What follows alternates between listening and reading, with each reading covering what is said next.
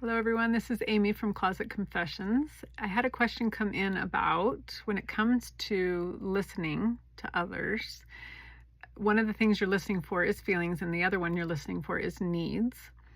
And the question was, what's the difference between the two? So I thought of a few examples that I could share, but when you're listening for feelings, it really is, what are they feeling? So if you were to categorize feelings, they would probably fall into one of four categories with nuance. So lesser or stronger versions of those feelings. So sadness, happiness, fear, anger. So maybe think about that movie. What's it called? The Feelings movie. Inside Out. I think it's Inside Out. Anyways, anger, joy, sadness, and fear. Anyways, whatever. So feelings, so literally feelings, frustration, it could be anything, but there's so many levels of feelings and so many different types of feelings. But what you're looking for that. The other thing that you're looking for is needs. So that may not always be apparent, but a lot of times if you are listening to someone, you might actually pick up on actual need that they have.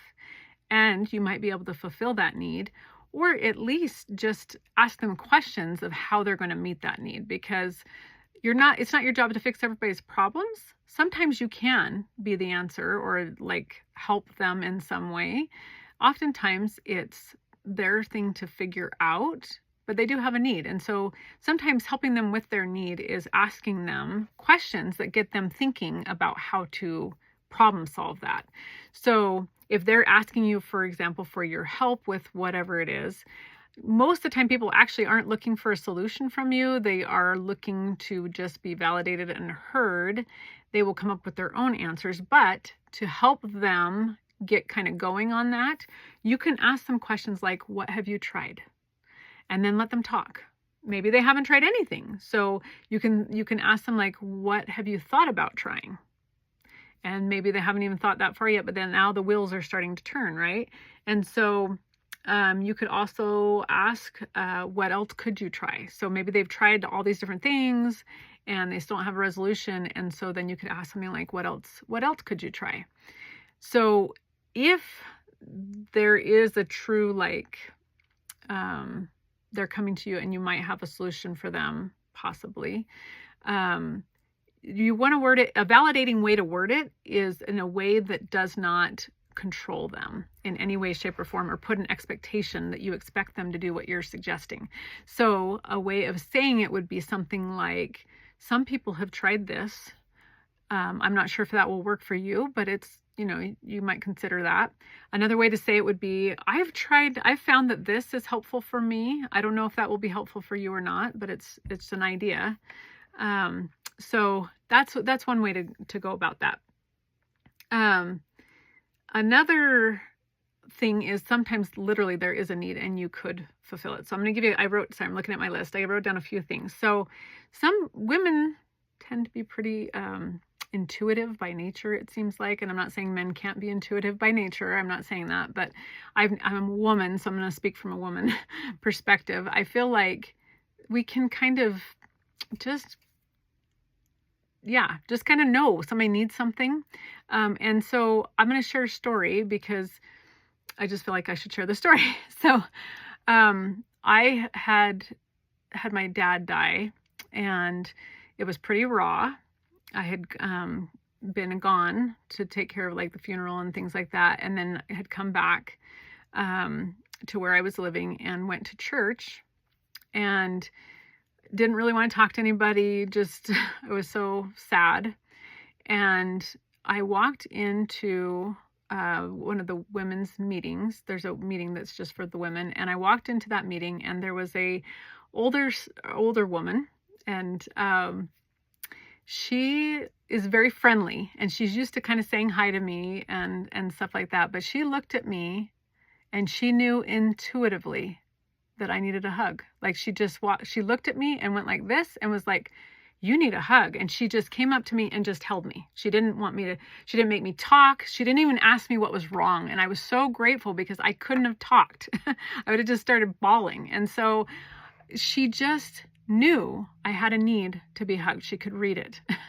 And so she read my body language, because our bodies speak too, like, body language speaks. But she just knew. And so she just held me, and I just actually did cry, but I cried. And then I kind of whispered into her ear, "Thank you.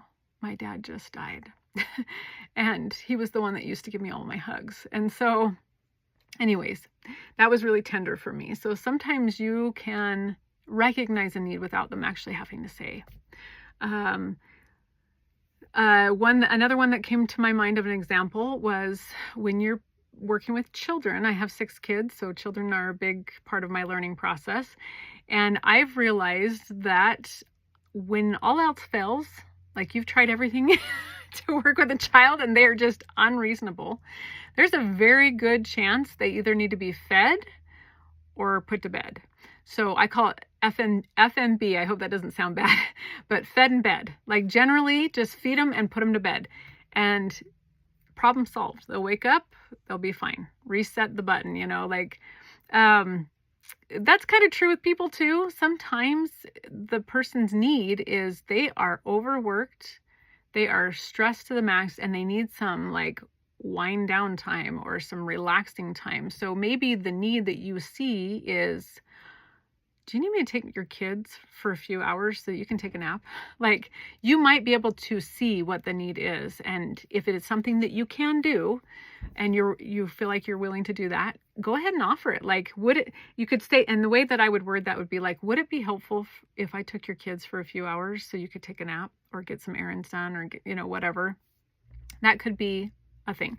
So the phrase is, would it be helpful if and then fill in the blank with a need that you have seen that they might need help with. That is something you could do that could be helpful. They can say no, thank you. I'm okay. And you just say, okay, like no worries. You don't take it personal because it's not a big deal. Like maybe that they just needed to know that you cared enough to even offer help. Sometimes in my life that has been enough for me, is just having somebody say, how can I help? And even though I don't accept help at that time, it lifts something in me. Just knowing somebody cared enough to ask if they could help me or assist me or like lighten my load in some way. So that's a big one. Another like example of a need would be like, I had a friend who, she got a sty in her eye. That's a fun thing to say. Anyway, she had a sty, and I happen to know a very quick way to get rid of styes. And she was kind of complaining about it. Like I think we had gone to lunch, or anyways, she was self-conscious about it. And she's like, oh, I normally wear makeup. I don't like not wearing makeup, but I've got a sty. And I realized very quickly, well, first I validated that stinks. Like those are the worst. I'm so sorry. And then, so after you validate, then I offered, I'm like, I actually know how to get rid of those pretty fast if you want a suggestion. I said, anyways, I don't remember how I worded it, but basically I offered something I knew that would be helpful. And if you're curious, because styes are very common for people, colloidal silver. If you've ever heard of colloidal, and I don't know exactly how to say that, but colloidal silver or colloidal silver, you can get it in a health food store. It's not cheap, but it dilutes down. Like it's very concentrated. Well, you can find it actually diluted now, but if you find it concentrated, you can dilute it down and it goes a long way. Anyways, you just put some on a Q-tip, wipe it on that infected area, do it a couple times a day, and it won't take long and that will be gone. So that was one of my suggestions, and she actually did it, and I was grateful that I could have given her a little bit of something that helped her. But she didn't have to. She could have just taken the suggestion and been like, no, I'm not into that, whatever, no big deal. All right, so those are the differences. Listening for feelings, just validate the feelings. If there is an actual need, you can offer ways to get them thinking about how they can fulfill their own need. Or if it's truly something you can help with, you can offer like, would it be helpful if... But always validate first. Like, I'm so sorry you're struggling with that. That's really hard, like really hard. I think I'd feel the same way you're feeling right now if that was me. And would it be helpful if I fill in the blank with something you can do? All right, thank you so much. I actually have another video coming on another topic, but on this category. So thanks.